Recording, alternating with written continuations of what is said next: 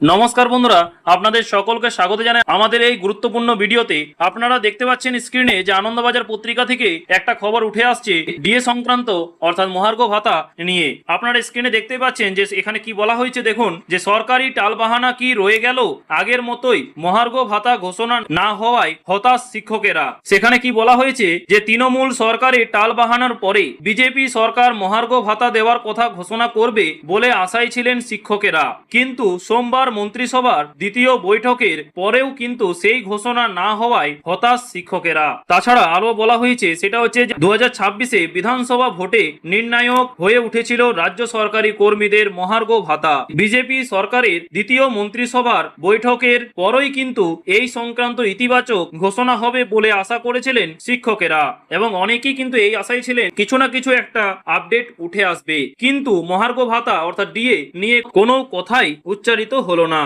আরো কি বলা হয়েছে আপনারা দেখতে পাচ্ছেন যে বৈঠকের পরে সাংবাদিক সম্মেলন থেকে অন্তত মহার্ঘ ভাতা নিয়ে কোনো ঘোষণা না হওয়ায় হতাশ শিক্ষকেরা। তাদের অভিযোগ যে পূর্ববর্তী সরকারের আমল থেকে এই মহার্ঘ ভাতা নিয়ে নানা টালবাহানা চলছে। সুপ্রিম কোর্ট বকেয়া মহার্ঘ ভাতা দেওয়ার রায় দিয়েছে, কিন্তু শেষ পর্যন্ত শিক্ষকেরা তা আদৌ পাবেন কিনা তা নিয়ে ধোঁয়াশা রয়েছে। ঠিক আছে, এবং তাছাড়া আপনাদের অনেকের মনে প্রশ্ন যে এখনো পর্যন্ত এই ডিএ বঞ্চনা আর কতদিন চলবে। কিন্তু এটা বলে রাখি যে এটা কিন্তু কিচ্ছু করা যাবে না, এটা সরকারের ওপরেই কিন্তু নির্ভর করছে, এবং আপনাদের এটা কিন্তু প্রাপ্য ডিএ আপনারা কিন্তু অবশ্যই একদিন না একদিন পাবেনই পাবেন। তাছাড়া আরো কি বলা হয়েছে আপনারা দেখতে পাচ্ছেন যে তৃণমূল সরকারের নানা পদক্ষেপে শিক্ষকদের মধ্যে সংশয় তৈরি হয়। এর প্রতিবাদে গত 13ই মার্চ ধর্মঘটে সামিল হন শিক্ষকদের একাংশ।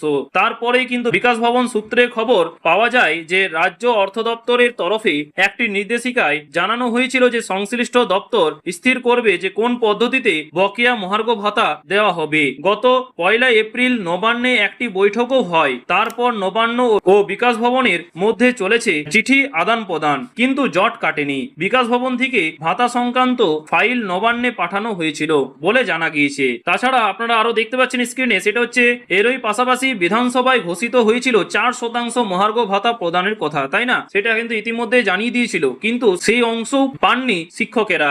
এখান থেকে আপনারা জানেন যে শিক্ষকেরা কিন্তু বঞ্চিত হয়েছেন, কেননা আগের সরকার যখন ছিল তখনও কিন্তু অনেকে এই মহার্ঘ ভাতা অর্থাৎ দিয়ে পেয়েছেন, ঠিক আছে, কিন্তু কম পরিমাণে পেয়েছেন, কিন্তু শিক্ষকেরা একজনও কিন্তু এই টাকা পাননি এবং এই টাকা থেকে বঞ্চিত হয়েছেন। তাছাড়া গত এপ্রিলে সুপ্রিম কোর্টে তৎকালীন রাজ্য সরকার যে 62 পাতার স্ট্যাটাস রিপোর্ট দিয়েছিল তা নিয়েও কিন্তু নানা বিতর্ক তৈরি হয়েছিল। যে রাজ্য সরকার 62 পাতার যে রিপোর্ট জমা দিয়েছে তার মধ্যে সুকৌশলে গ্র্যান্ট ইন এড এর কথা বাদ দিয়েছে বলে দাবি করেছিলেন শিক্ষকেরা। মানে কতটা দুঃখের খবর সেটা আপনারা বুঝতেই পারছেন, মানে কতটা বঞ্চনা সৃষ্টি হয়েছে, তাই না? তাছাড়া তারপরের অংশে কি উঠে এসেছে সেটাও দেখতে পাচ্ছেন আপনারা স্ক্রিনে। সেটা হচ্ছে শিক্ষকেরা আশা করেছিলেন যে বিজেপি সরকার গঠনের পরেই মহার্ঘ ভাতা ঘোষণা করা হবে।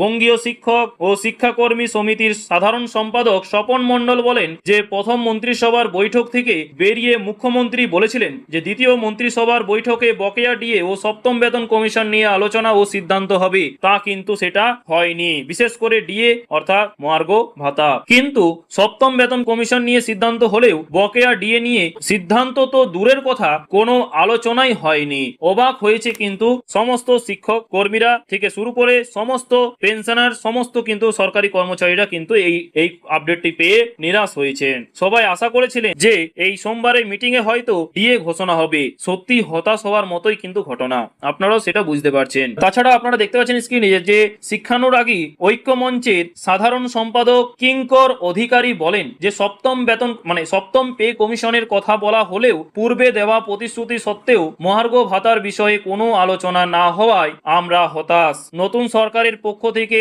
আজকের বিবৃতিতে নিশ্চিত কিছু পাওয়া গেল না। আমরা আশা করছি যে কয়েকদিনের মধ্যেই সরকার তাদের অবস্থান স্পষ্ট করবে। তিনি দাবি করেন যে পূর্বতন সরকারের মতো নতুন সরকার যেন কোনোভাবেই কিন্তু শিক্ষক কর্মচারী সমাজকে প্রতারিত না করে, কেননা আগের সরকার আপনারা জানেন এই সরকারি কর্মচারী থেকে শুরু করে সবাই কিন্তু এই আগের সরকারের বিরুদ্ধে আওয়াজ তুলেছিলেন। এই কারণেই কিন্তু এই ভোটে মানে এই যে ইলেকশনে কড়াভাবে হারিয়েছে এবং বিজেপি সরকার এই রাজ্যে এসেছে, এবং মূল ভূমিকাও কিন্তু ওনারাই রেখেছেন, অর্থাৎ আপনারা, সেটা কিন্তু সবাই ইতিমধ্যে জানে। তাছাড়া স্টুডেন্ট এসএলএসটি স্টুডেন্টরাও তো রয়েছেই, বিশেষ করে যারা আন্দোলন করেছিলেন। তাছাড়া মাধ্যমিক শিক্ষক ও শিক্ষাকর্মী সমিতির দক্ষিণ 24 পরগনা জেলার সম্পাদক অনিমেষ হালদার বলেন যে আগের মতো এই সরকারও যাতে দান খয়রাতি নিয়েই থাকলো, শিক্ষক ও শিক্ষাকর্মীদের প্রাপ্য দেওয়ার বিষয়ে টালবাহানা কিন্তু আমরা আর বরদাস্ত করব না এবং আমরা হতাশ। এই নিয়ে আপনাদের কি মতামত, এই মন্তব্য থেকে আপনারা কি একমত, অবশ্যই কিন্তু কমেন্ট বক্সে জানাতে ভুলবেন না।